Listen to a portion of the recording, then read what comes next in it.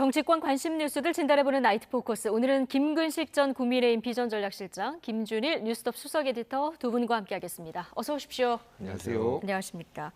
자, 이낙연 전 민주당 대표 24년간 몸담았던 민주당을 오늘 떠났죠. 마음의 집이었던 민주당이 낯선 집이 됐다면서 탈당의 이유를 이렇게 설명했는데요. 발언 먼저 듣고 이야기 풀어가겠습니다.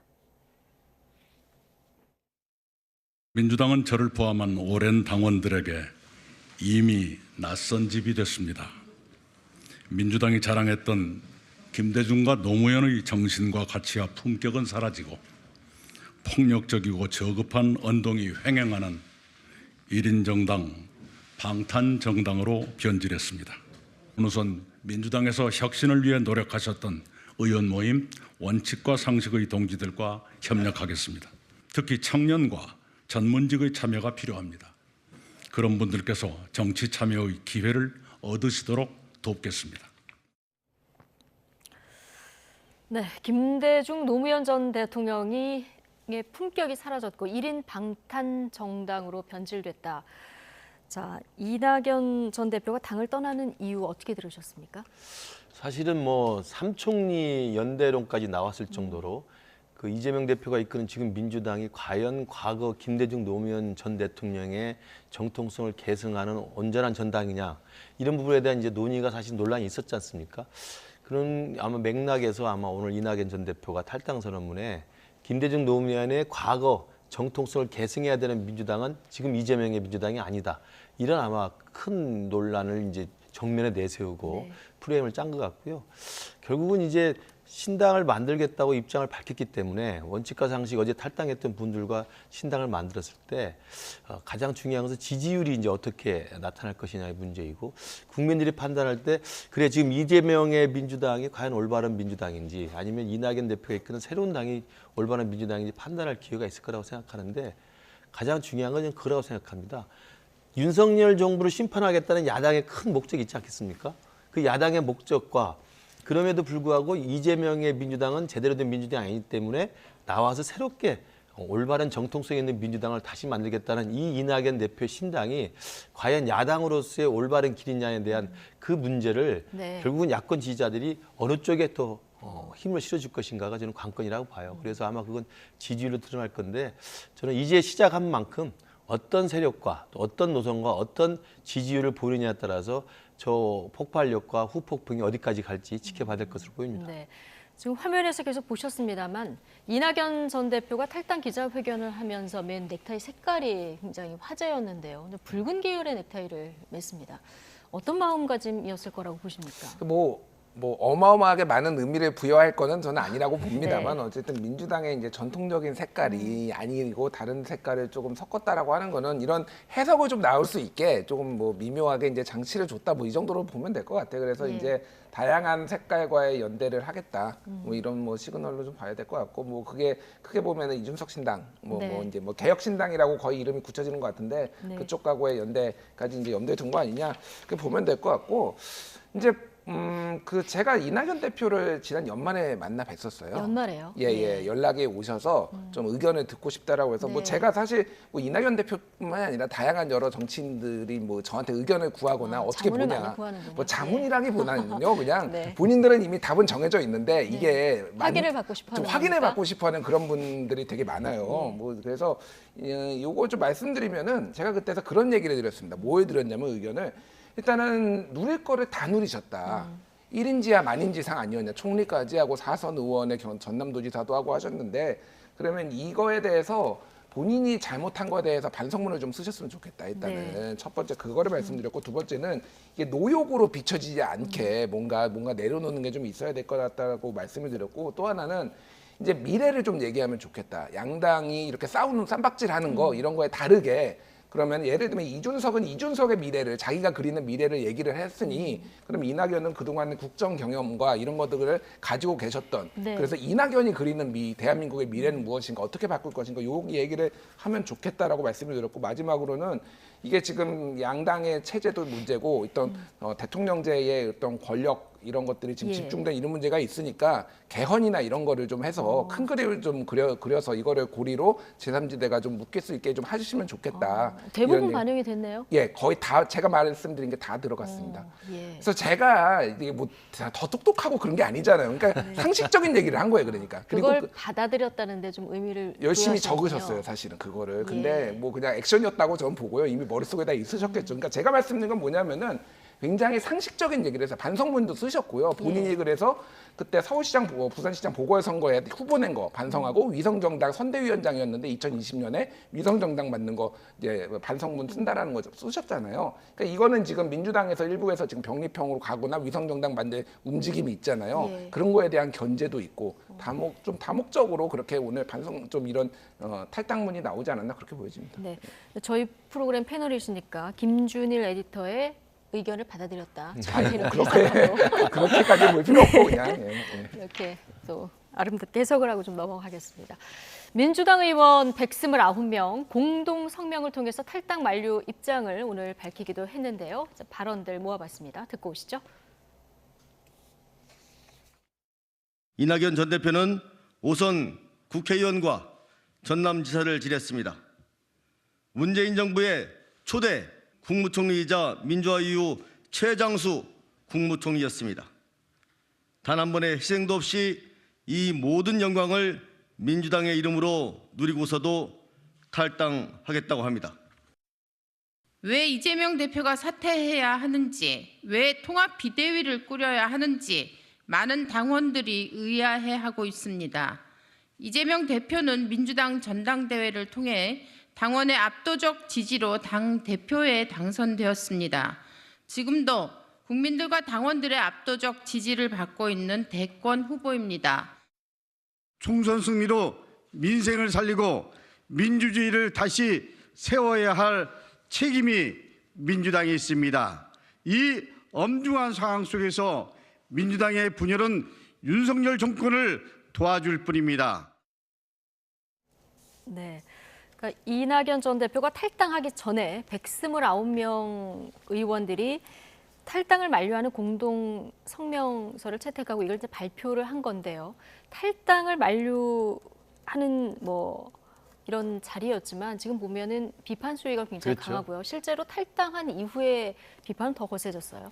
탈당을 만료한다는 호소라기보다는 탈당하는 그 이낙연 전 대표에 대한 사실은 비판과 비난 일색의 의미가 있는 것 같고요.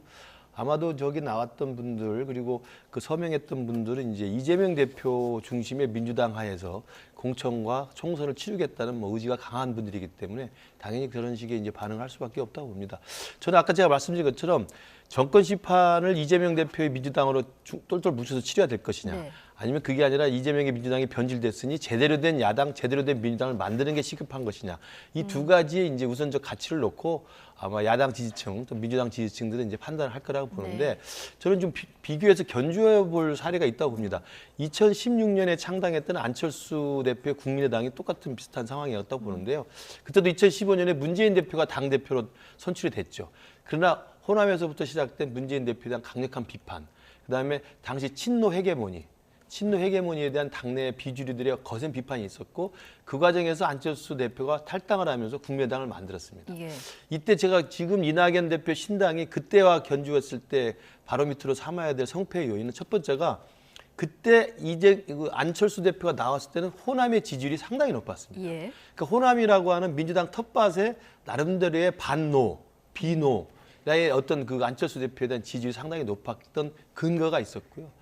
두 번째로는 그 다음에 문재인 대표가 안철수 대표가 떨어져 나간 민주당을 되살리기 위해서 했던 게 뭐냐면 김종인 비대위 체제를 만들어서 스스로 혁신을 굉장히 크게 합니다. 예. 이해찬 대표를 컷오프시키고 정청래를 컷오프시키고 이렇게 했었습니다. 그러니까 저는 그 두 가지가 그대로 저는 그 반면교사 내지는 기시감 있게 봐야 된다고 생각해요. 이낙연 대표의 신당에 성공하려면 그럼 그때 2016년처럼 호남의 지지율을 가져올 호남의 것인가. 마음을 그렇죠. 얻을 그다음에 것인가. 떠나간 예. 다음에 그러면 당시 문재인 대표의 민주당이 그나마 선방했던 총선에 승리할 수 있었던 것은 지금 이재명 대표가 과연 그 당시에 김종인 비대위원장처럼 자신의 모든 기득권을 내놓고 정말 스스로 혁신하는 모습을 보이면서 네. 지금같이는 하지 않겠다는 뼈를 깎는 혁신과 어떤 그런 희생의 정신을 보여줄 것인가. 예. 이 두 가지거든요. 근데 둘 다 쉽지는 않아 보입니다. 남은 사람도 떠난 사람도 둘 다 쉽지 않아 맞습니다. 보인다. 그래서 예. 그건 결국 이 향후에 진행되는 정치적 국면 속에서 어떻게 보여지는지를 봐야 될 것 같고요. 그걸 보면서 아마 민심이 움직일 거라고 저는 생각합니다. 네. 뭐 오늘 여러 비판의 목소리 중에서는 이낙연계 의원들의 목소리도 여기에 담겨 있는 점도 좀 주목이 되긴 했는데요. 자, 그런데 일부 친명계에서는 지금 떠나는 이낙연 전 대표에게 정계 은퇴하라 이런 비판도 나왔는데요. 또 한편에서는 자, 어제 원칙과 상식 4인방 중에 윤영찬 의원은 잔류를 선택하지 않았습니까? 네. 윤영찬 의원에겐 또 제명하라는 목소리, 이런 목소리가 동시에 나왔어요. 이건 어떻게 보십니까? 그러니까 뭐 정계 은퇴하라는 말 뭐 누구나 주장할 수 있는 거니까 나올 수 있죠. 그러니까 이낙연 대표에 대해서 불편한 마음을 갖는 민주당 분들이 많은 것도 이해를 합니다. 뭐 당연히 당의 대표까지 지내고 이제 대선 후보 당내에서 경선까지 하셨던 분이 나가는데 이거 누가 좋아하겠어요. 근데 이제 이거는 뭐 민주당 열정 지지자들, 뭐 강성 지지자들이야 그거에 대해서 불편하겠지만은 민주당을 선택적으로 지지하시는 분들은 많이 이제 흔들릴 거다. 사실은 이렇게 강한 목소리가 나오는 거는 그만큼 이게 파괴력이 있다라는 거에 예. 반증이에요. 그러니까 원칙과 상식이 떠날 때하고는 지금 비교가 안 되잖아요. 지금 예. 원칙과 상식도 물론 굉장히 훌륭한 분들이고 무게감이 있지만은 이낙연의 어떤 중량감이나 상징성에 비할 바가 아니니까 이렇게 단체로 이렇게 이제 강하게 반발을 한다 이렇게 네. 보시면 될 것 같고.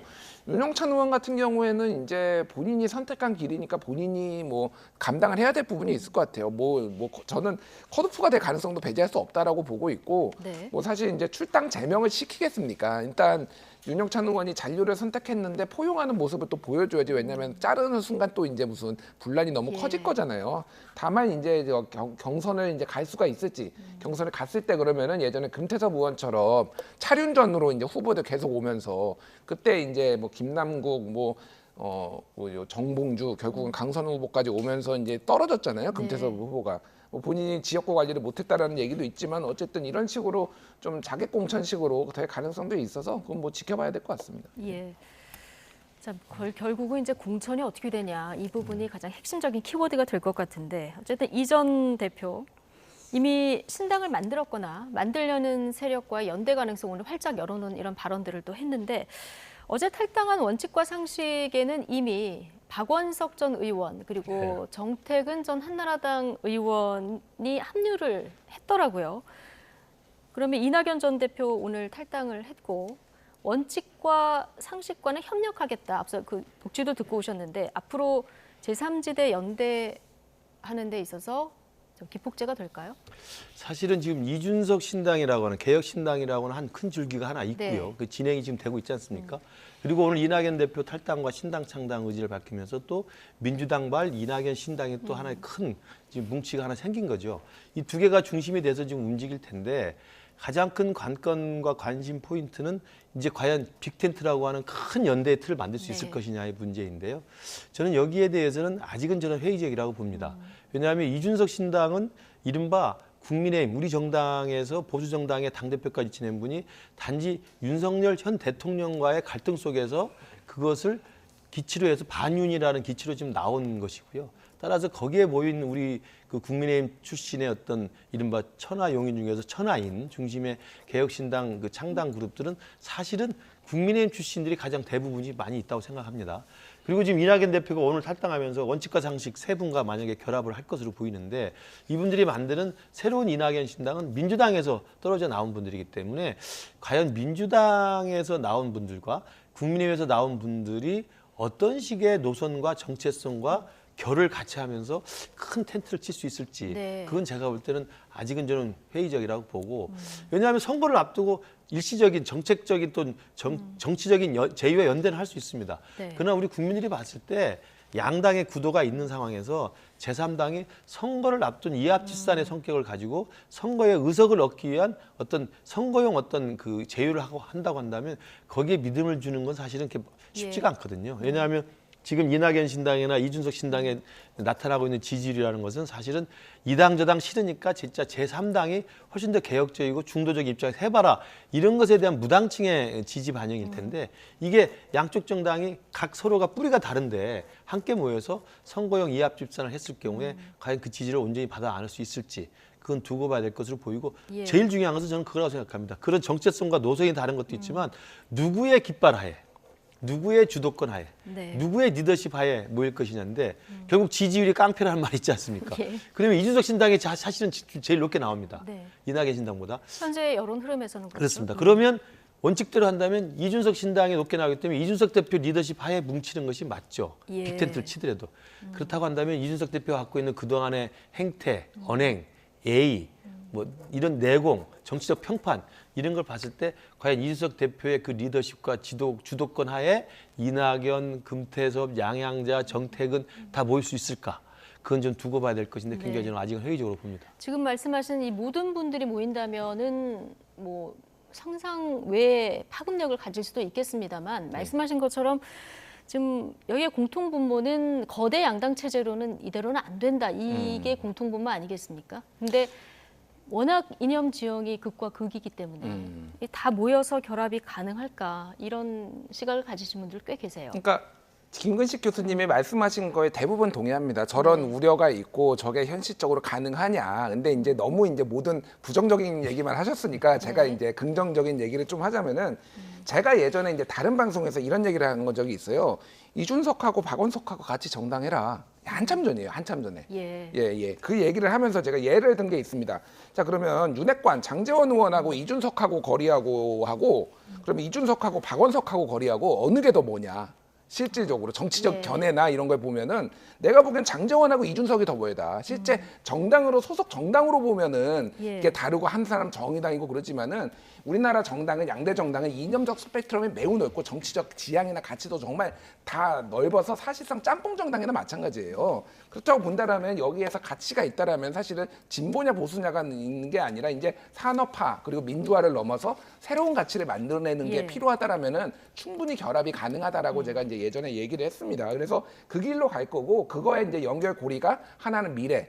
그러니까 이제 새로운 게 양당이 싸우는 거를 넘어가지고 어쩌면 이제 대한민국 현안을 어떻게 풀 것이냐를 가지고 이제 의기투합하는 한 문제가 있고 그래서 오늘 이낙연 대표도 예를 들면 중북지 중보담 이거 얘기를 네네. 중부담 중복지 얘기했잖아요. 이게 누가 얘기한 거냐면은 예전에 유승민 의원이 얘기했던 거예요. 그때 그 박근혜 대통령한테 눈으로 레이저 맞고 이럴 때 얘기했던 게 바로 이거거든요. 네. 이건 접점이 있다라는 겁니다. 사실 이런 식으로 지금 하나씩 찾아나갈 가능성이 있고 또 하나는 큰 틀에서의 어떤 정계 개편. 제가 말하는 건 얘기했듯이 개헌 아니면 이제 이를테면 분권형 대통령제 뭐 이런 것들 다당제 결선 투표제 이런 것들을 가지고 같이 연합을 할 가능성이 있다라는 겁니다. 그래서 그게 얼마나 사람들한테 이제 설득력이 있는지 그게 이제 관건이 될 것 같은데 지금 분위기로 봐서는 저는 충분히 설득력이 좀 커지고 있다. 네. 이제 좀 워낙 양당제에 대해서 실망한 예. 중도층이 한 40% 정도 된다라면은 충분히 그리고 그 여론조사를 보면은 이런 겁니다. 내 표가 4표가 제3지대는 찍고 싶은데 4표가 되는 거는 싫다라는 게 있는데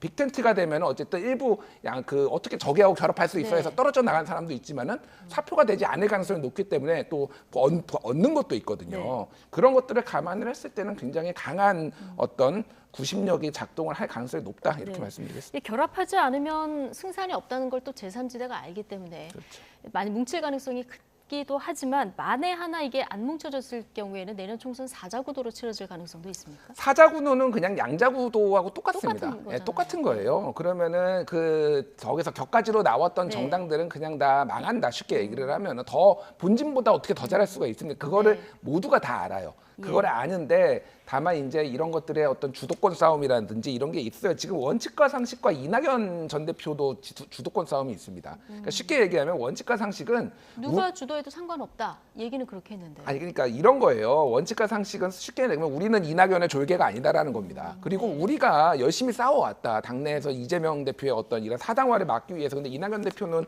바깥 다른 일 하시다가 갑자기 오셔서 혼자 이렇게 막 급발진하시고 이런 기류가 있어서 예. 우리 플랫폼에 들어와라 이런 식으로 원칙과 상식 얘기하고 있고 어쨌든 그것도 조율하고 있는데 이낙연 대표는 많이 내려놓으셨다라는 거예요. 그래서 필요하면은 그쪽 플랫폼에 가겠다. 당직도 아무것도 안 맡겠다. 나는 다 희생하겠다. 뭐 이런 스탠스가 있으니까 조금씩 양보하면은 그게 좀 풀릴 수도 있다. 뭐 이렇게 보면 될 것 같습니다. 네. 바로 그런 것이 이제 주도권 다툼이 사실 물밑에서는 사실 치열하게 진행이 됩니다. 예. 겉으로 그걸 드러낼 수는 없죠. 우리 김준일 수석 에디터 정도 되니까 그런 내용들을 대충 감을 잡는 것이지 예. 일반 국민들 앞에 어떻게 그걸 공개하겠습니까? 그러나 사실은 정치는 또 냉정한 현실입니다. 예, 이게 결국 생각보다 쉽지 않다. 그렇죠. 빅텐트를 치려면 누구 리더십, 누구 깃발하에 누구 그 주도권에 할 것이냐의 문제를 놓고 치열하게 물밑신경전이 있을 거고요. 아까 제가 말씀드린 것처럼 이낙연 전 대표는 오늘 탈당의 가장 큰 명분이 뭡니까?